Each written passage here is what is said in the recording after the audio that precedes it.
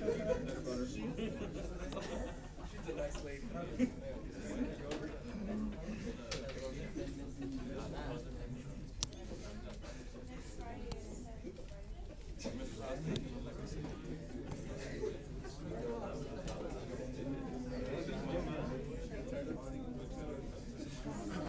Okay, we talked about a gearbox. Remember that?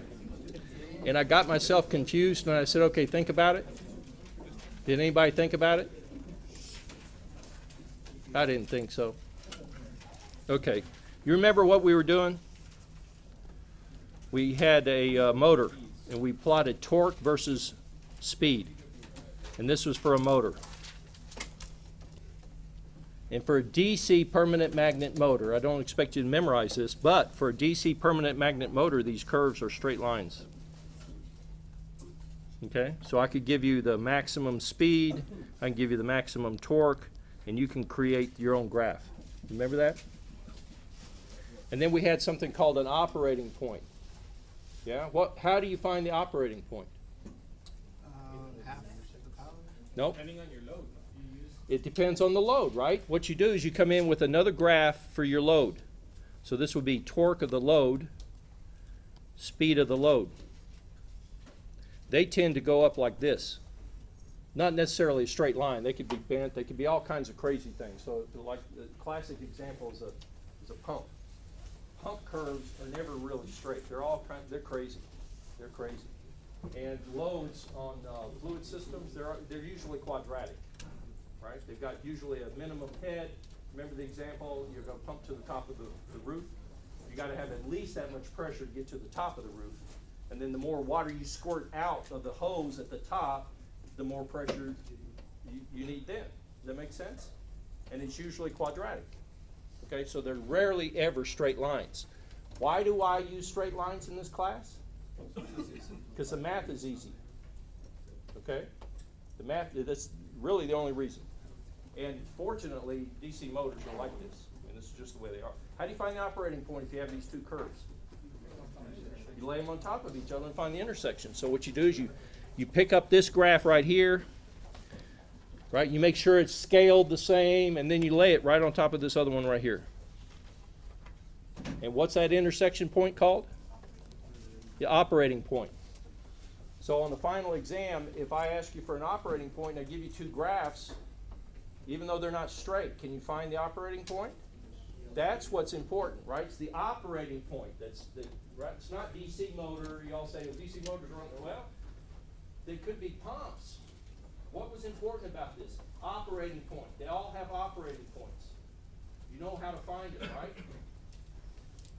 Yeah? Yes, you all know how to find the operating point. It's not hard. Okay? So if I give you an exam question where this guy here is a circle, you remember the equation of a circle? Yeah, x squared plus y squared equals radius squared. Okay, so I'll say, okay, torque squared plus speed squared equals 4. You could maybe find the intersection point, couldn't you? I bet you could, right? So if you see something that's not straight, so what? If I ask you for an operating point, you know what an operating point is, right? Okay, so you can do these problems, right? Yes, okay. Now, where I got confused was on the speed reducer, right? I had it all worked out, but I couldn't find it in my notes, and I panicked. You've known the feeling, haven't you? Yeah. Okay, good. So, hey, we're human, right? I panicked too. So anyway, here was the deal on the equations, right? We had a speed reducer. N was the amount of reduction. N is bigger than 1, right? If a speed increaser, well then N would be less than 1. However you want to view it, right? Because you can increase the speed, you can decrease the speed, right? I did a speed reducer. Do you remember the formula for the load speed from a speed reducer?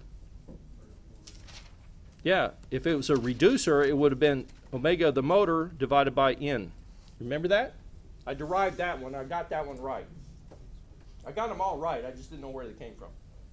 I got confused. You remember that one? Yeah. And it's in your notes, right? Okay. what was the formula that we had for the torques? You remember the torques? We did that, you know, a little gear and a big gear. And we had the meshing force F. TM is equal to TX. Okay, so it went like this. The torque of the load, right? Let's see, let's do it real quick.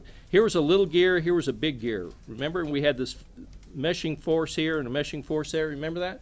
And it was like torque of the motor was equal to the meshing force times the radius of the gear. And then we summed moments on the load, and we got load torque was equal to the meshing force, equal and opposite, they were the same, but the radius was a little bit bigger. Remember that? So the load torque is equal to N times FR. FR is motor torque.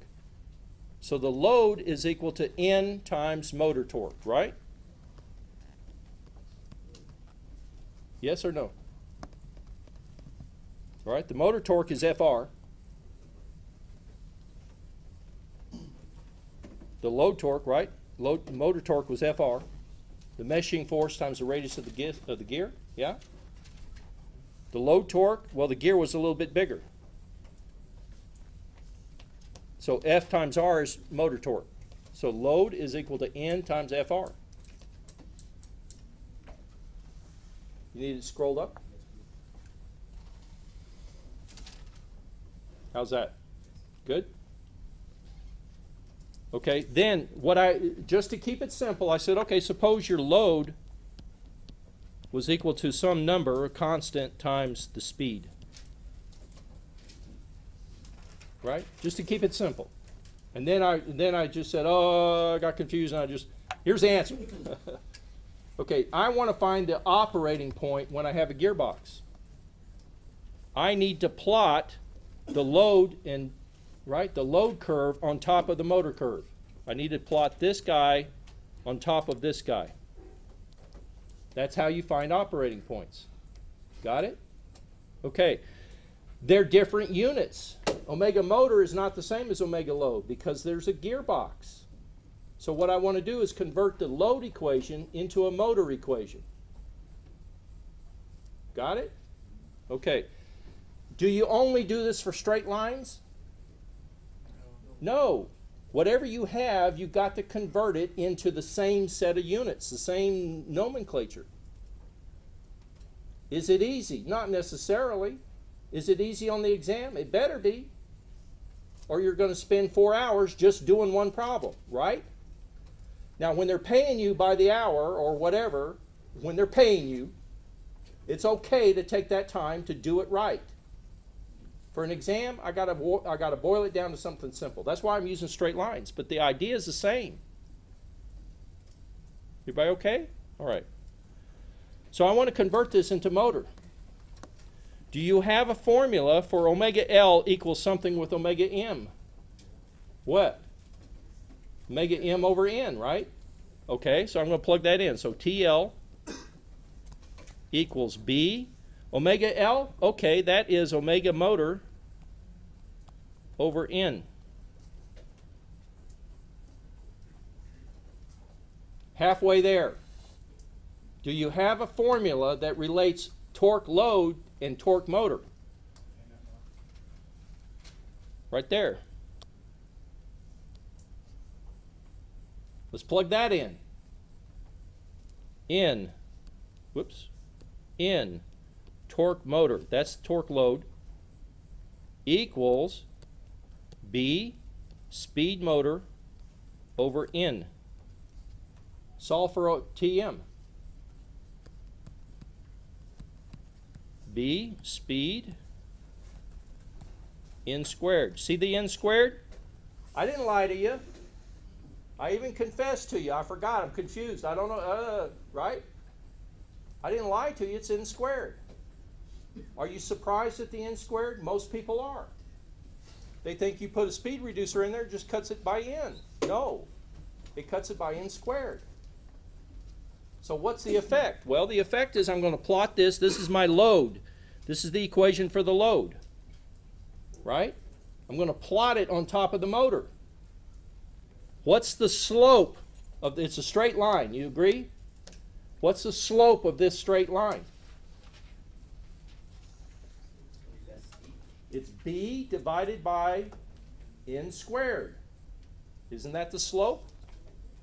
N is bigger than 1. It's a speed reducer, remember? N is bigger than 1. It's a speed reducer. Okay, so I'm going to plot it. Without the speed reducer, if this is the load, that would be a slope of b over 1. If there was no speed reducer in there, I plot 1 right on top of the... Why? Because if there's no speed reducer, omega the load is omega the motor. They're connected directly.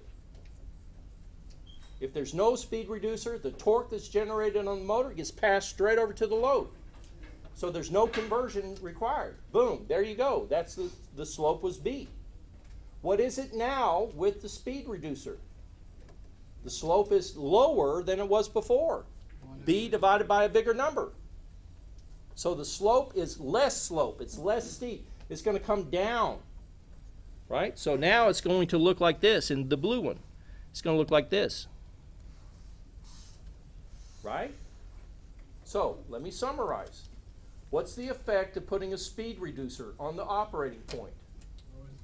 It lowers what? The torque, and increases what? The speed. In general, that's what it does. You know this. You've ridden bicycles.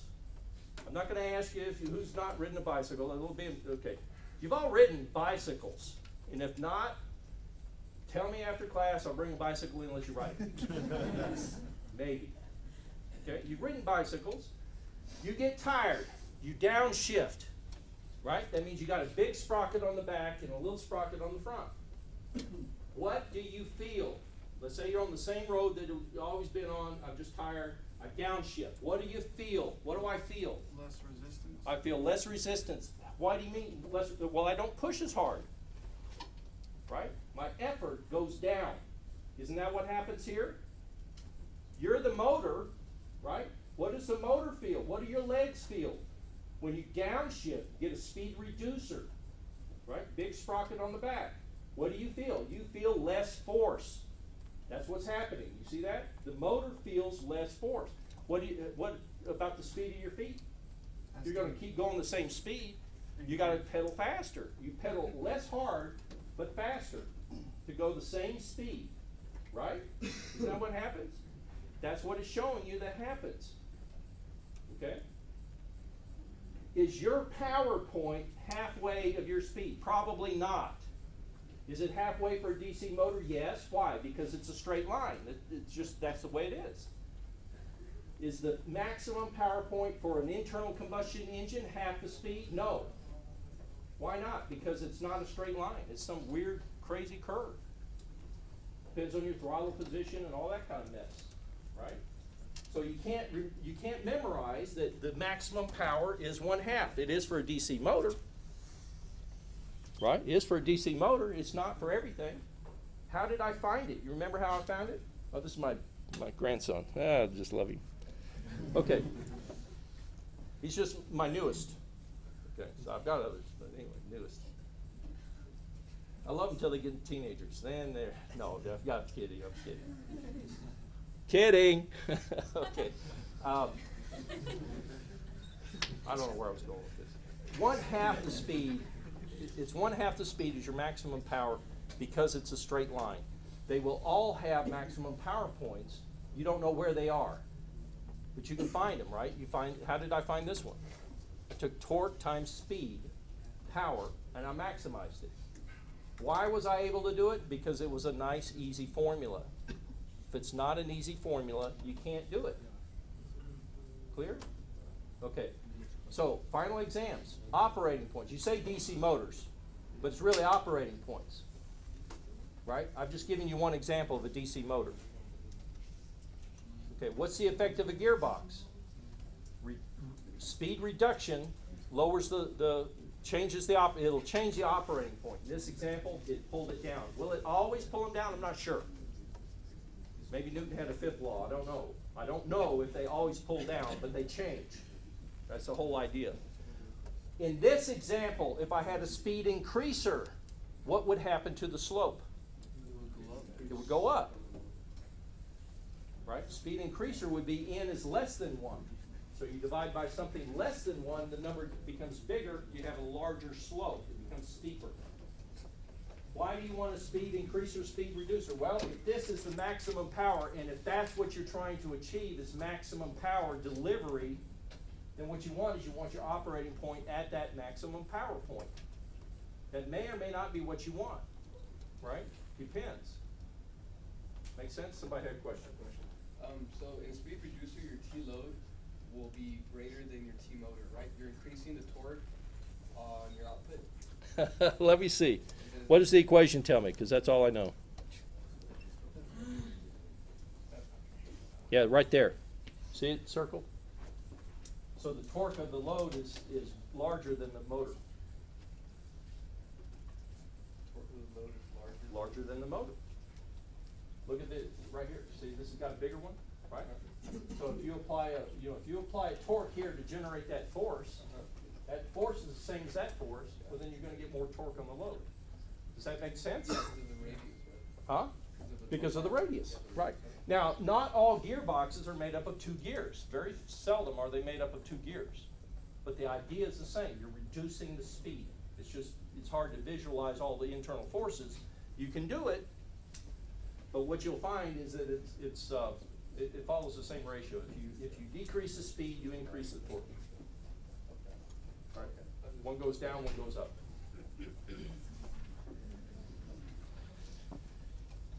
Okay, speed reducers, DC motors, operating points. You want a quiz?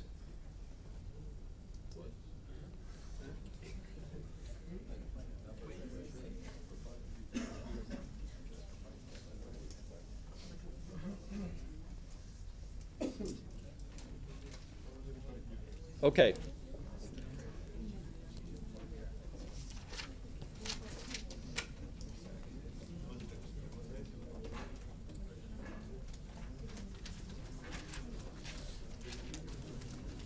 Which one of these is the motor?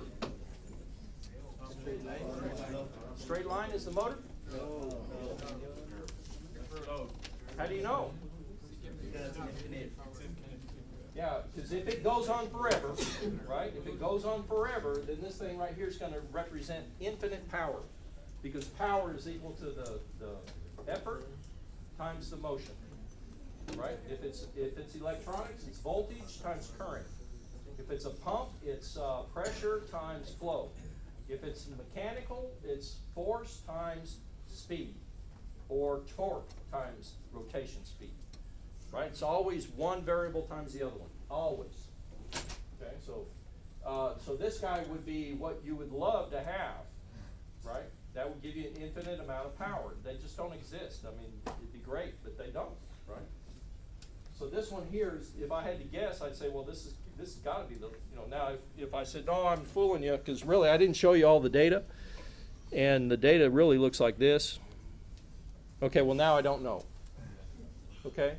But on the test, I'm going to show you everything. Okay. So that's the load. Okay, is this going to operate? No. Why not? Yeah, your motor cannot produce, at any point, it cannot produce the torque that's required to run it. Got it? Okay. How about something like this?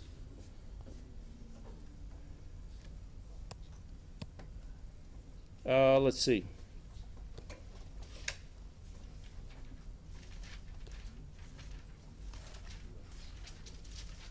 Will this start? Yes. It will? Where's the motor? The curve is the motor, right? So this is the motor. It'll start. Okay, so at first the velocity is equal to 0, correct? So you're right here. How much torque is the motor producing? How much do you need? Is it going to start? It's demanding 5 psi. And you got 3 psi. Will it? No. If you want me to move, you got to push me, right? Where could this come from? Well, this could come from friction, right? got to overcome the friction, then I'll move.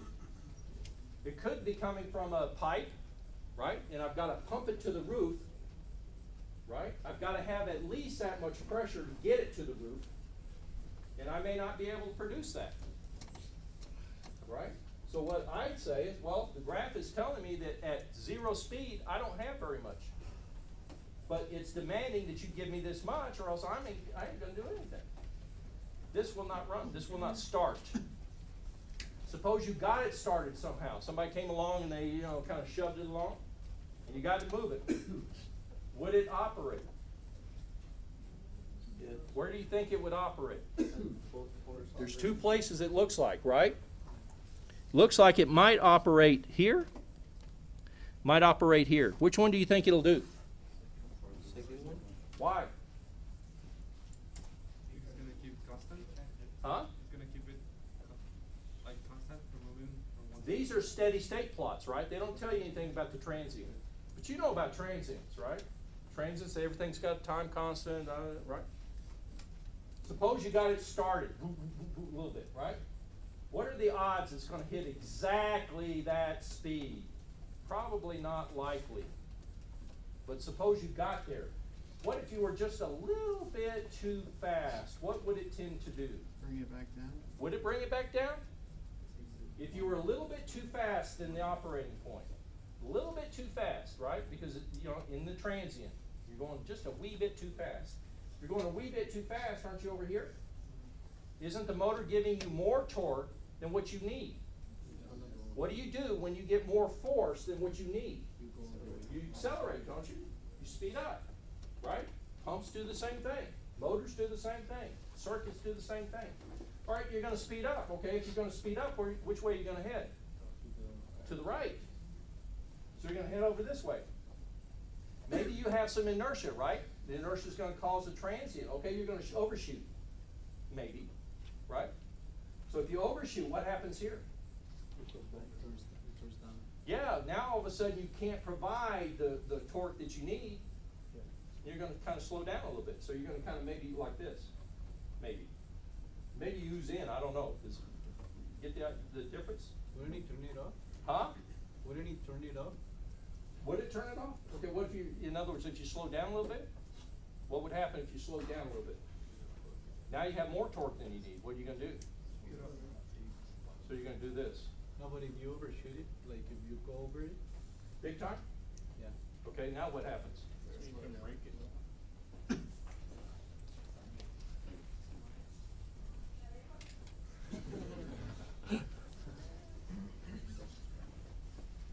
You overshoot big time, boom, over here. Okay, what happens now? Yeah, you're going to slow down, right? Maybe you shoot way over here and it stops. I don't know. It depends on the transient. You can't really get a lot of information, but all I'm pointing out is you can get some. This guy here is going to tend to be unstable, right? Even if you could get it there, is it going to stay there? Probably not, right? It's either going to, if somebody slows it down just a wee bit, it's going to stop.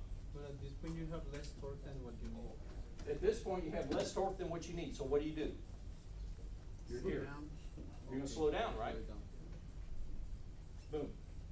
Now, if you have a whole bunch of inertia and somehow you ended up way over here, then yeah, maybe the transient is going to pull you all the way over here and then you stop. Right? Because you can't get that much information off of this, but you can at least tell that sometimes they're stable and sometimes they're not. Yeah, so what would happen? So if I, on an exam, said you started right, somebody got you here, what are you going to do? You're going to go there. And then, yeah, you hope you settle it. But again, this is not a transient plot. This is a steady state plot. So like he's pointing out, maybe you got so much inertia, it carries you all the way over here. I don't know, because that's the transient. But you'll tend to head that direction. Right? Make sense? Yeah, you had a question. So if we just look at just the first intersection there, couldn't that be like a graph of your car's engine? Because you need the starter. You can push on the gas, but it won't start unless you use the starter. Yeah, engines, I'm not an expert on engines. I know that they look weird and they do hump up like this and then drop off big time. And I do know that they have very little torque at the very beginning when they're running slow speed. That's why in a manual transmission you got a clutch. You hold the clutch in so that you release you don't need as much effort. Well, And, I guess the bigger question is then couldn't that if we got rid of the second point and just looked at the first point, couldn't that still work? Because like your engine needs something external to start it. It doesn't start on its own. I'm not sure. I don't know. Yeah. There's a lot of things I don't know. Fortunately, I'm at the end of my career. I don't need to know. Oops, I'm recording this. Oh, my God. They'll say, Louis, you're at the end of your career. We don't need to give you a raise. Damn. Okay. I don't know how to answer your question. Anything else? All right, let's do something else.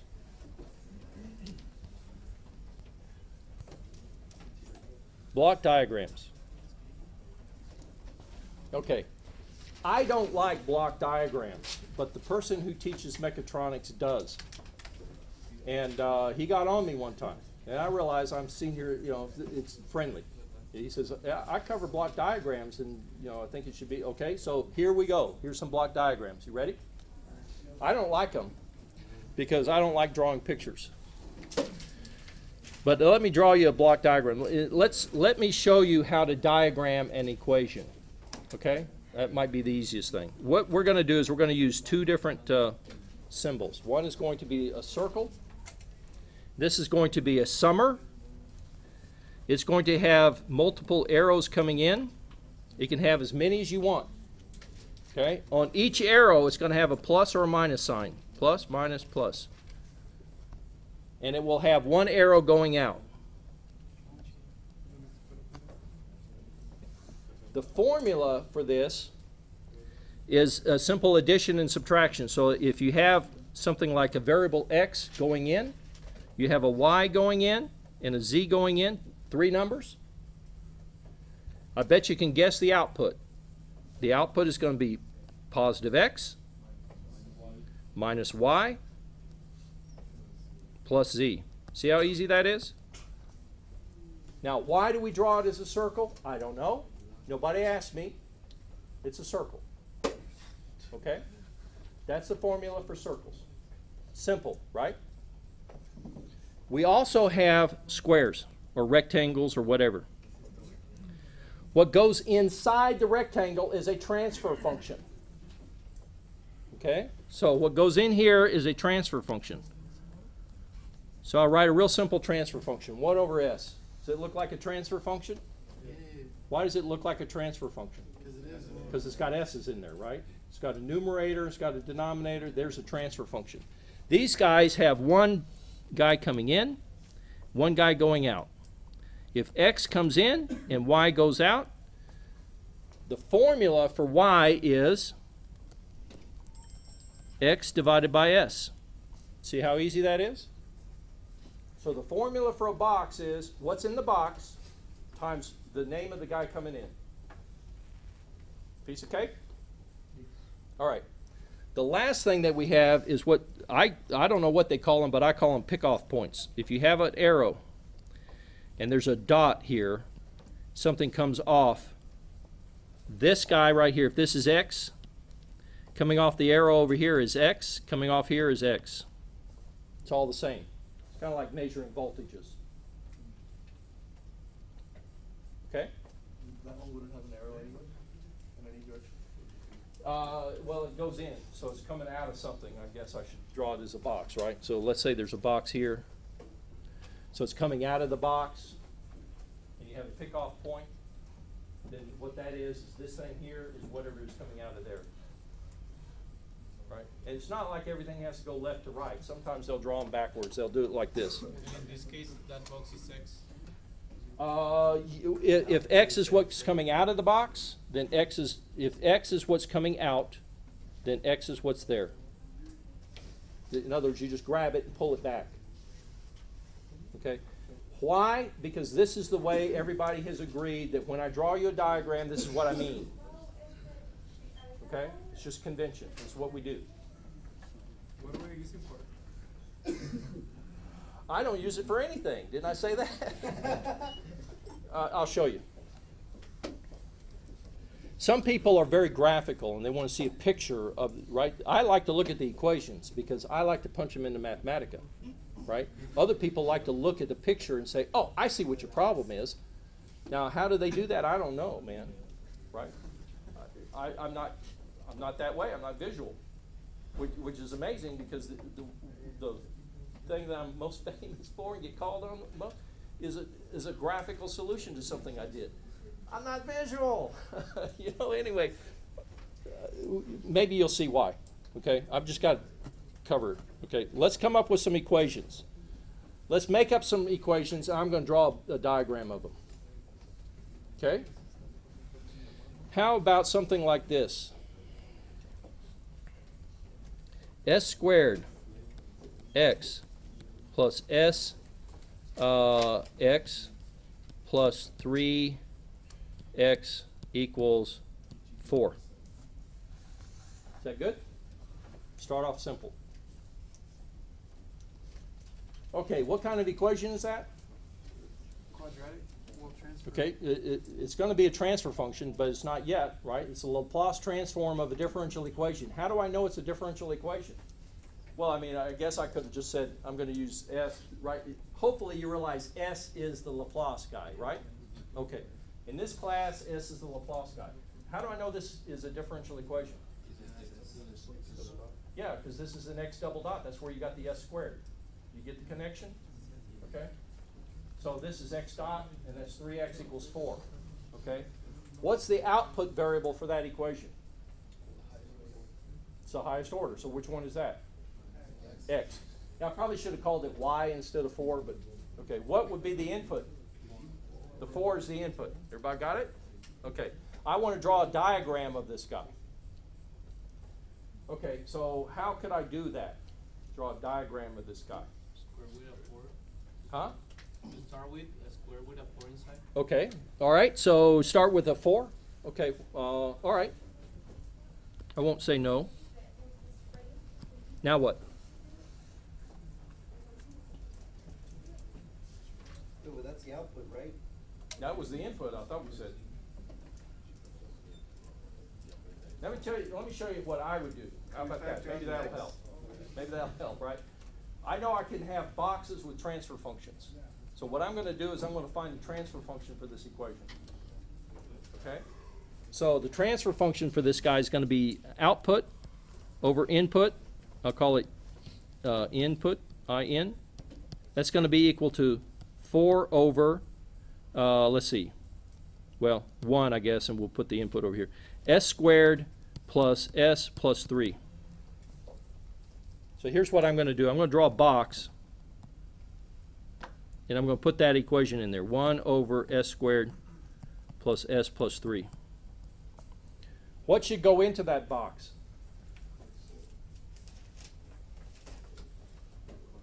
A 4. Okay, so I'm going to run a 4 in here. What comes out of the box? X. Very good. Can you see that or no? Right? So what you have is this guy right here, the transfer function. What's the output? The output of the transfer function is x. That's what comes out of the box. What goes into the box? That thing right there, which was the 4. Could you also write it like this?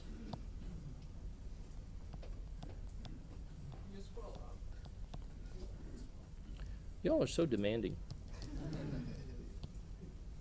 No, you couldn't, right? That would change the input, wouldn't it? Okay, depends on, like for example, you say, well, 4 is the input. No, 1's the input, and I multiply by 4. It's all kind of the same, isn't it? But is the equation the same? Okay, so block diagrams are not unique, because I've just showed you 2 ways to write the same stupid thing. Didn't I? What good are they?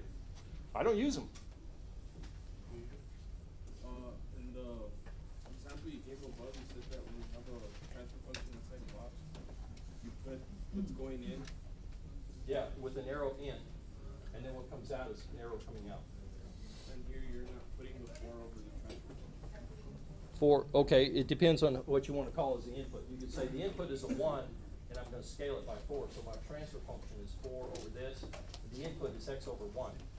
Or x is the output, 1 is the input. Or I can do it like this and say, no, 1 is the numerator, 4 is the input. It's all up to you, right? So the way you want to look at it and view it. Point is, they're not unique. There's not just one way you can do it. You could write it as a 2 and a 2. What's important is that what comes out of here is the same thing as the pointer, right? You make it a 2.5 and a whatever. Wouldn't that also be 4 over s squared plus s? Well, this is the same, s squared plus s plus 3. And after that, the output you put x on it? Okay, what's the output? What's the output here? 4 over s. 4 times 1 over this, right? Because, you know, how do you find the outcome of a box? You take what's in the box and multiply by the input, right? So you take this times that to get x. Do the same thing. This times that. Do you get the same thing? Yes, you do. The point is, it's not unique. But the outcome is the same. Got it? Okay, so if I put this on an exam and somebody writes this, and somebody writes this, how many points do I take off? None, because they're the same thing. Got it? So far, okay? Okay. You can also build them in a very crazy way. Right? So what I'm going to do is I'm going to say, okay, I tell you what, I'm going to take a box, and I'm going to take 1 over s squared. Oops, excuse me. I'm going to let me get a new sheet of paper. Okay, the equation was s squared x plus s times x plus 3 times x equals 4. Okay, so here's what I'm going to do. I'm going to take a box. I'm going to put s squared. I'm going to put x in. What do I have coming out? XS squared. XS squared. Then I'm going to take another box. I'm going to put s. I'm going to take a pick off and I'm going to put it in there. What have I got coming out of there? Everybody right? XS? Then I'm going to take a number 3. Take a pick off. Stick him in here. What do I got coming out?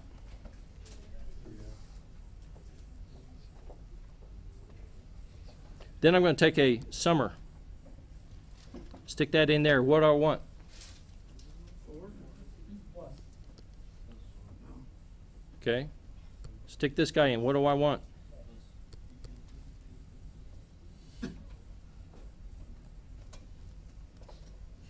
What do I want to put there?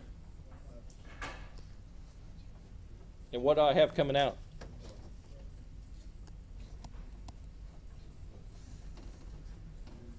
Right? That's a valid diagram for that equation. It's a stupid diagram for that equation. Because what's coming out? The output, the input. Yeah, 4. Do you ever solve for the input?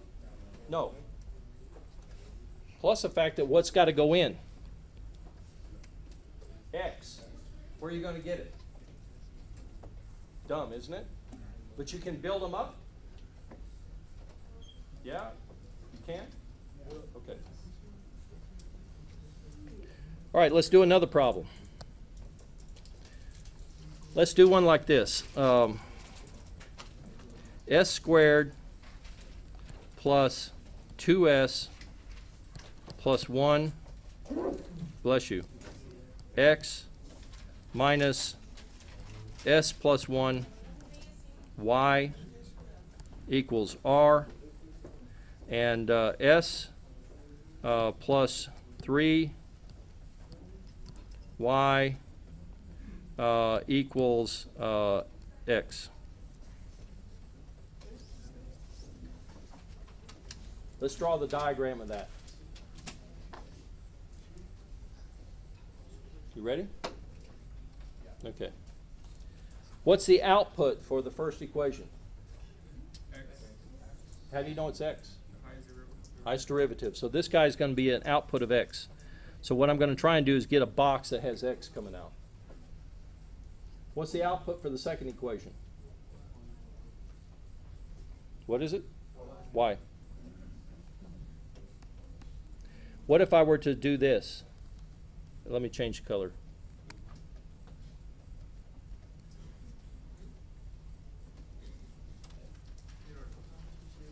S times x. Huh?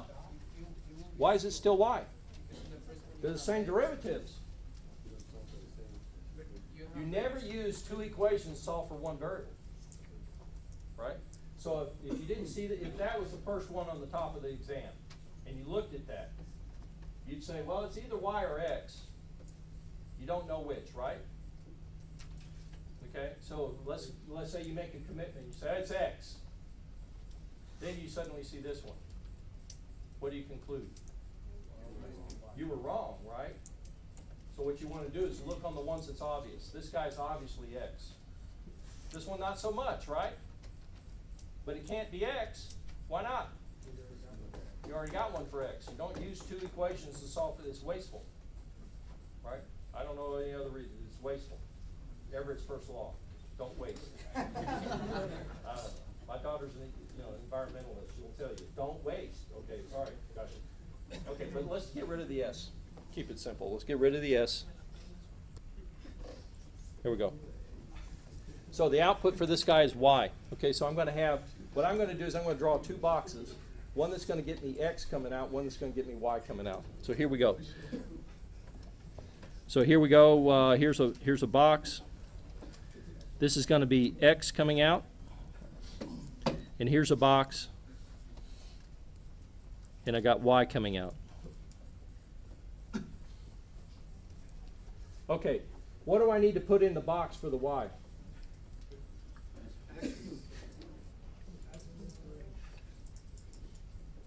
Do I put x in the box? No, because it's a variable, right? So it's out there on the outside somewhere. What do you want to put in? 1 over s plus 3. So what I'll do is I'll put in a 1 over s plus 3. How did you know it was 1 over s plus 3? What did you do? Yeah, you're going to get the transfer function, right? Output over input. That's what goes in there, right? So if you're looking at this going, how in the hell did he know that? Well, find the transfer function. What's the transfer function for this guy? Output over input, right? What's the output? Y? Okay, then the other guys must be the input. So it's output over input equals, what is it? 1. That's why he knew it was a 1. Over s plus 3. That's what goes in the box. So far okay? It's not hard, you just have to think about it, right? I believe. I don't believe it's hard. I think you just have to kind of, yeah, find that transfer function. Then you stick it in the box. Okay, what goes in? What arrow? X, okay. I need an arrow named X to put it in there. What goes in this top box? Need a bigger box. Okay. Need a bigger boat. Okay. Anyway, how would you find out?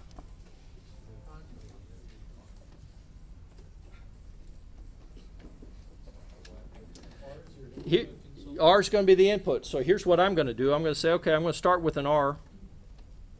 This one's a little trickier. I'm going to start with an R. And then what I'm going to do is I'm going to put a summer right here. I'm going to put a plus on him. So I have an R.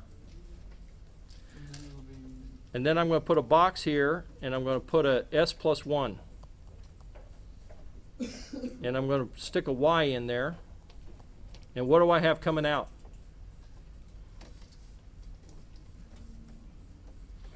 S plus 1 times Y, right? I have that term coming out. See that? So what am I going to do with that guy? What do you think?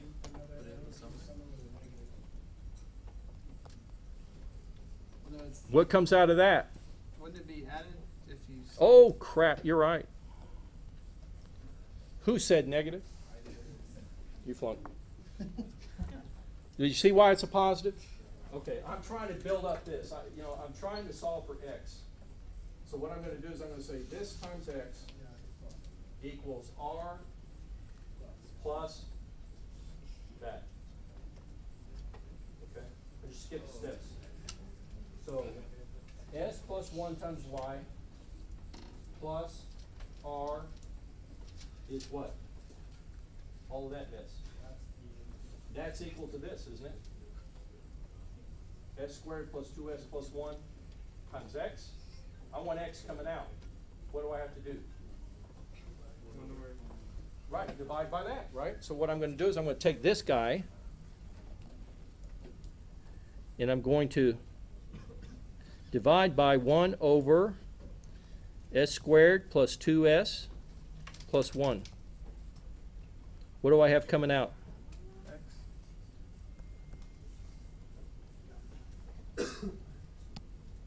Got to connect them together.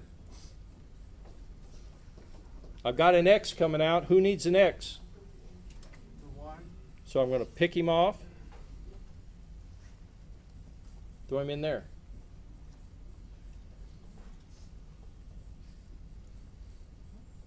Who needs a y? X. Pick him off. Stick him in there. What?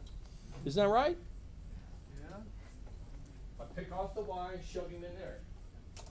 Pick off the x, stick him in there. Right? Now what you do is you rearrange the boxes so it looks nice and neat. That's the part I don't like. Tedious, monotonous. But that's a block diagram for that equation. Could you do it? So is that supposed to help you solve for what each one's worth? Or? That's the next thing coming up. You see what I did? I know my two outputs are x's and y's. So what I do is I start with two boxes, x and y. So basically, you just turn everything into one variable, right? Like you solve for y, then you plug that into y, so you get x. Yep. I'll do another example in a minute. I mean, this is a little mind-boggling, I realize, but I mean, it's kind of like solving crossword puzzles. You got to think about it sometimes.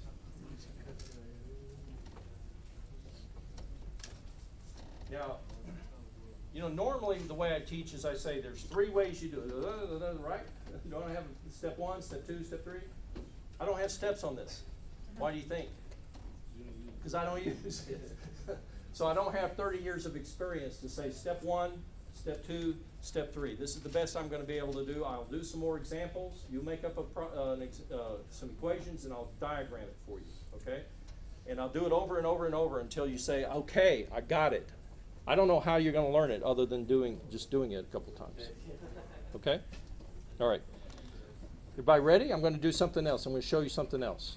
Okay, once you have the diagram, I'm going to show you what you normally use it for.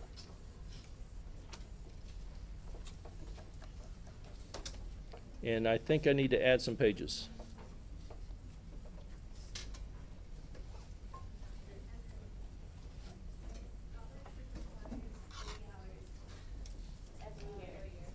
Okay, let's start with the diagram. So I'm going to have a diagram here. I'm making one up. 1 over S. Put another one here. 2 over S plus 1. I'm going to grab this guy. I'm going to bring here. This is going to be 3 times S.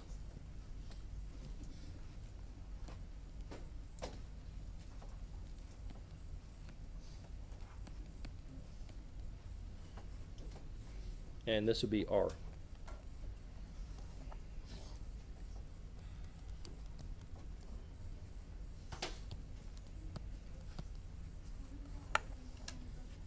Okay.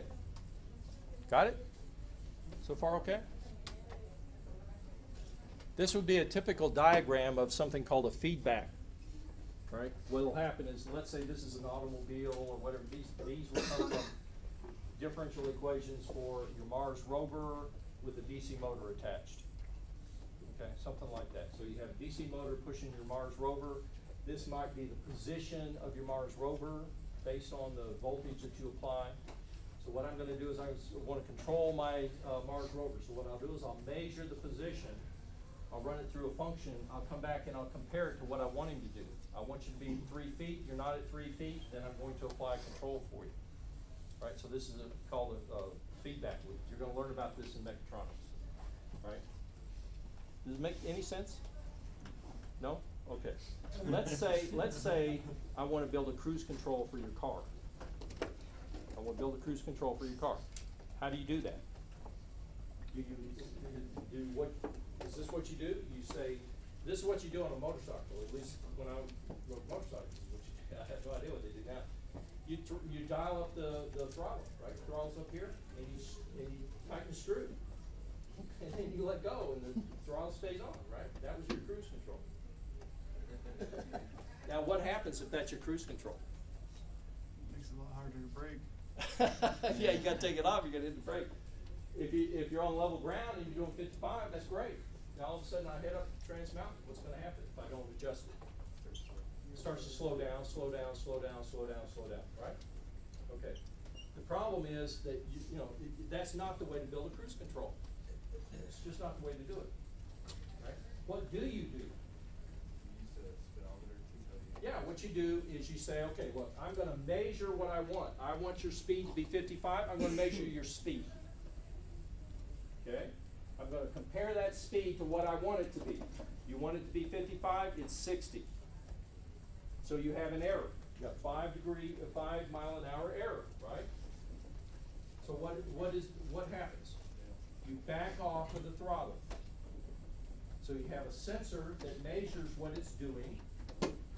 You have an actuator that can apply gas, right? Look under the hood. You have one that can press on your gas pedal. Okay. So what it does is it senses the speed. It says it's not what I want it to be. I'm going to change the gas. Get the idea? It's called a feedback control. So what happens is you have whatever the equation is for your car. It measures the output. It compares it to what you want. It makes a decision and applies the control. Does that make sense? Your toilet does the same thing. You didn't realize you had feedback control in your toilet, did you? You flush it, right? So you open it up, the water goes out. The valve shuts back down, right? Just kind of automatically, boom, shuts back down. Why doesn't it overflow? Maybe yours does. Why? It's got a float. So it's got a sensor that measures the level of the water. And what happens when the level of the water comes up? It shuts off the valve so you don't have any more going in. It's a feedback control. Very simple one, but it's a feedback control. Make sense? How will you know whether to hit the gas hard or gently when you're building a cruise control? How do you know? Well, it depends, doesn't it? Depends on the size of your engine and the weight of your car. Doesn't it? So if you got a really lightweight car, got a Mustang, and a high-powered engine, then you probably don't want to goose it too much. Right? Because what would happen? You get a 1 mile an hour under, whoa! All of a sudden you're 10 miles an hour over. Right? Now what you can do is you can buy the Mustang and you can take it out on the road and you can experiment and adjust everything until you get a nice cruise control. Right? Or you can use the math that he's going to teach you in mechatronics to calculate what it ought to be as a starting point. Now, which one do you think is the smart way to go? The fun way to go is take it out and run it. The smart way to go is to calculate it and say, this is what I think it ought to be. Set it in there and then take it out and run it. Okay? Right, so that's feedback. That's feedback. He's going to cover that in mechatronics. Okay? It's used a lot for a lot of stuff. Okay, here's what I want. I show you a diagram. I would like to have the transfer function. Did I tell you everything you need? No. The transfer function, right? For what output? Well, it depends on what you're interested in. Right? For example, maybe this is speed, and maybe that's what I'm interested in. Maybe this is engine power, and maybe that's what I'm interested in. Right? So when I say I want the transfer function, the first thing you should do is say, of what? You want the transfer function of what? So you pick one. I've got Z labeled, I've got Y labeled. What do you want? You want the transfer function of what? Z? We'll do Z. Then I'll come back and do Y. I want the transfer function of Z. So what I want is Z divided by the input equals blah, blah, blah. Right? What's the input? Can you look at the diagram and tell me where the input is? R. It's R. How do you know it's R? Because it don't come out anywhere. It goes in. I don't calculate that. It goes in. What about 3S? Since it's going in as well. Is that a input? 3S? Is this an input? No, because it's calculated. Right? It's calculated. So that could be an output. This could be an output. This could be an output. Could this be an output? No, because it's not calculated. You get the idea? Is it always necessary you have one input? No. You have multiple inputs. So in mechatronics, they've got that, you know, that hovercraft. How many inputs does it have? Have you seen it? It's got 4 propellers. It's got 4 inputs. This one I've got 1. Okay? So far, so good? All right. What I want to do then is I want to find the transfer function for this guy. So I'm going. What I want is I want equations that will tell me Z equals. Okay. So here we go. I see that Z comes out of this box. I'm going to number these things. This is going to be guy number 1. This is going to be guy number 2. This is going to be guy number 3. And this is going to be guy number 4. I don't know what to call them. Why not? Because I don't use this. Right? So it's 1, 2, 3, and 4. I just numbered them arbitrarily, just so I can talk to you about it. Okay, I see that Z is coming out of guy number 2, so I'm going to write the equation for that guy. Z equals. What is the formula for that box? 1 over S. It's 1 over S times whatever's going in. Right? Okay, so it's 1 over S times whatever's going in. Well, what's going in? It's the output from number 1. Isn't it? Okay, so I'm going to call it O1, output from 1. Is that right? Well, what the heck is the output of 1? Okay, output of 1 equals R minus what? 3S? Not 3S. 3S times, oh man, I can't deal with this. Oh, it's output of 4. Isn't it? Now you can go back as far as you can keep it straight in your head. Can I keep things straight in my head? No. So I say it's output 4. Isn't it?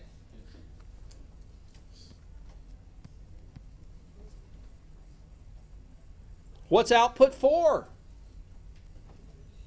Y times 3S. You can call it Y if you want. I'm going to call it output 3.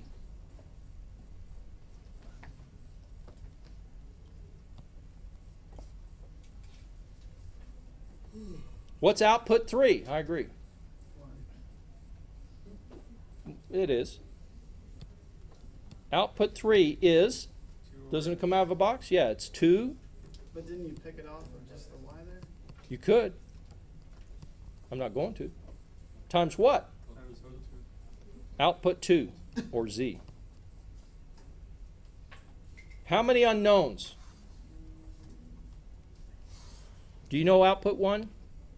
No. Let me use a different color. That's an unknown. Z, do you know Z? No, that's what I'm trying to find. Output 4, you know output 4? No. Output 3, do you know output 3? Output 2? Oh, excuse me, Z? Count it. How many unknowns? 4. How many equations? How many things did you start with?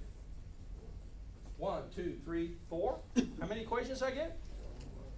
You see a rule here? If you got 8 things, how many equations you going to write? Of what? What is this? Output of what? Thing 1. What's this? What's this? Output of what? Thing 2. What's this? Output of what? Thing 3. What's this? Output of what? Thing 4. Right?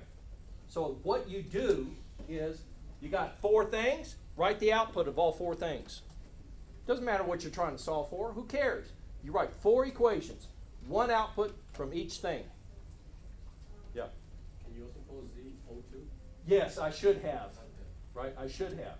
So what I do is if the Angel asks me to do this, this is what I do. I say, okay, 1, 2, 3, 4. Output 1 equals R minus output 4. Output 2 equals 1 over S times output 1. Output 3 equals 2 over S plus 1, output 2. See how easy that is? Output 4 equals 3S times output 3. Boom, boom, boom, boom, boom. 4 equations, 4 unknowns. Then what do? Mathematica. Then I do Mathematica. Do you have to use Mathematica? No. If you have 20 boxes, yes. Don't have to, but you're going to make a lot of mistakes, right? You see how easy it is to get from there to there? Or no? Are they different? How can I fool you on an exam? Can I? Cannot fool you, right? Because what are you going to do? If there's 22 boxes, you're going to write 22 equations. What if there's 3 circles instead of just 1 circle? Is that going to panic you? No. No. What if there are 4 inputs to a circle? Is that going to panic you? No. What if I've got other boxes? What if I had something like this? Could you do this? I'll pick off of here, and I go through here, and I have a, S over S plus 3, and I'm going to take it, and I'm going to stick it into a summer, put a negative here, and I'm going to pick off here, and I'm going to shove, and then I'm going to take this one out and put it in here. Does that freak you out? No, it doesn't. 1, 2, 3, 4, 5, 6. How many equations are you going to write? 6. You're going to write this one? Is it? Yes, you are. You're going to say output 1 is R minus output 6 minus output 4. You see how easy? Output 4 equals output 1. What are you going to write for this? Output 2 equals, 1 over right? S times R3. What are you going to do here? Same thing. What are you going to do here? Uh-oh.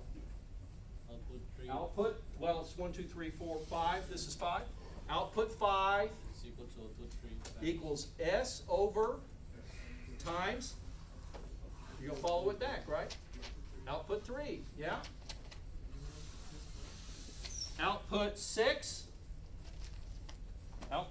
right here equals, what's this?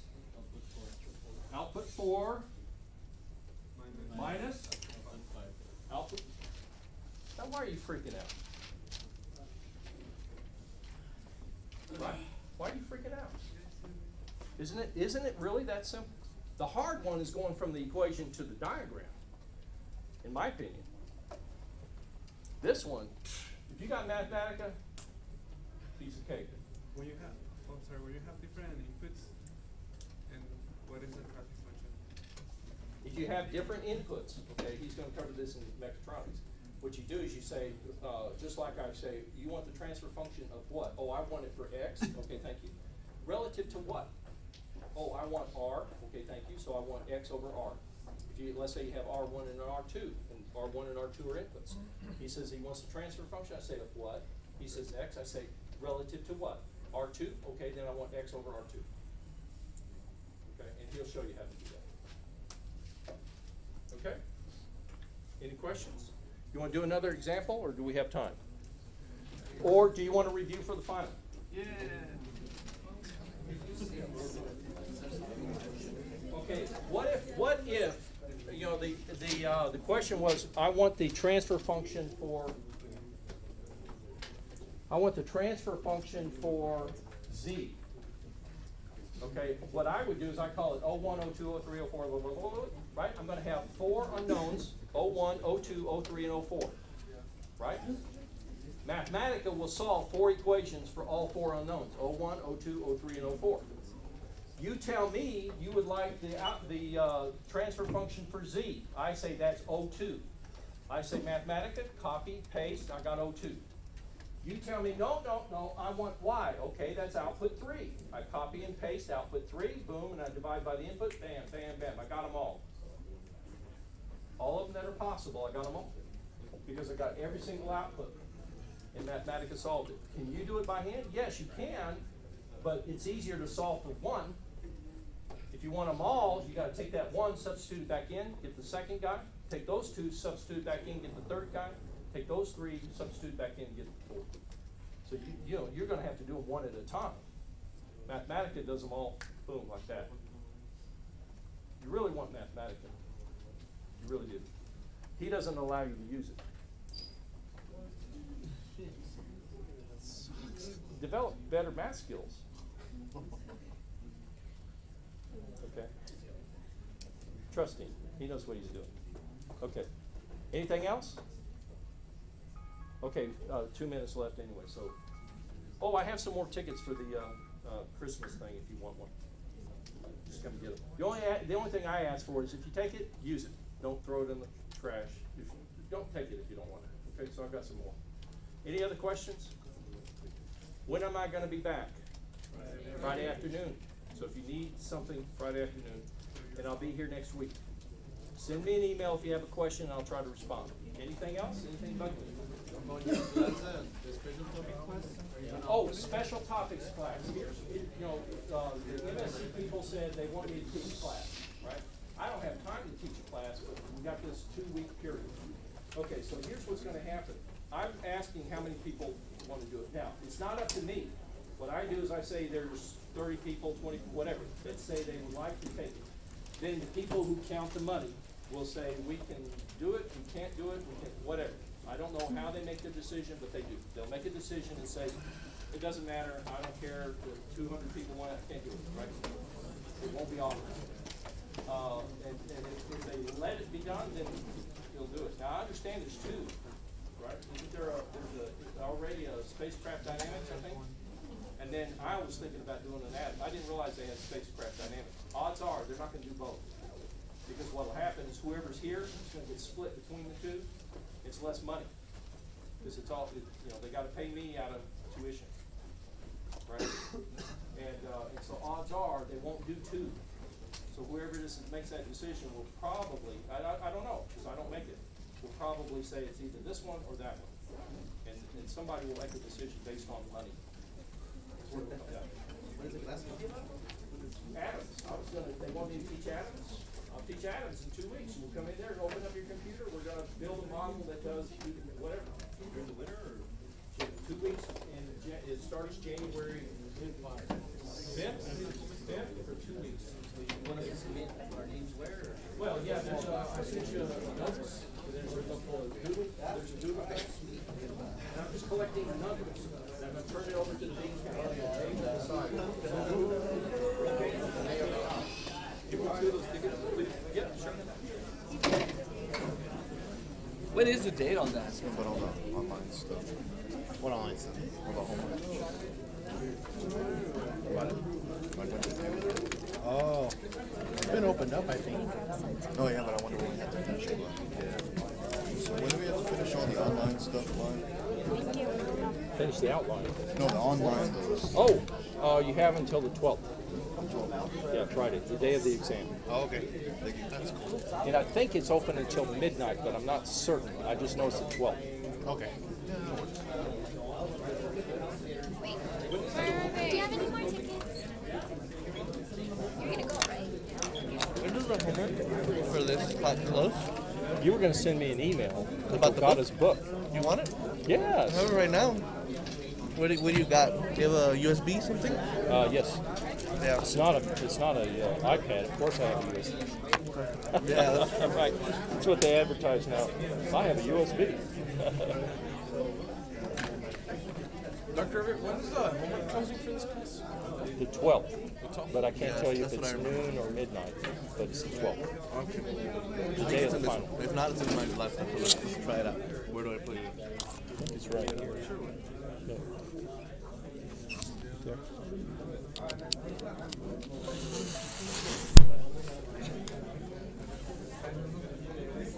Oh, better turn this.